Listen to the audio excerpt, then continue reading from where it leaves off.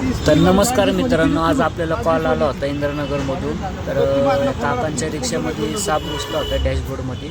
तर चला मित्रांनो, बघू आपण कुठला साप आहे. कसं दिसलं मला पूर्ण कन्फर्म नाही की आहे ती वस्तू नाही. आला बघ इकडनं फिरला बघ, खाली आला तो पायात आला पायात.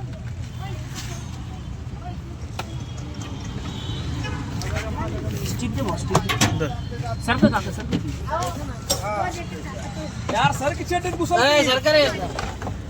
या बाजूला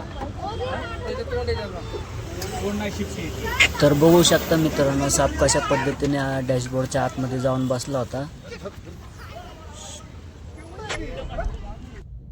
तर बघू शकता मित्रांनो, हा आपला इंडियन रॅट स्नेक आहे आणि याला मराठीमध्ये दामन नावाने पण ओळखलं जातं मित्रांनो.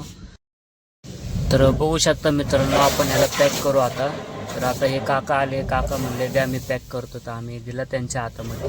तर कृपया असं जर कधी आपण सर्पमित्र आला आणि साप पकडत असेल तर त्याच्यामध्ये मध्ये जाऊ नये मित्रांनो. आणि ह्या भाऊच्या बोटाला साप चावलेला आहे, बघू शकता यांच्या बोटाला साप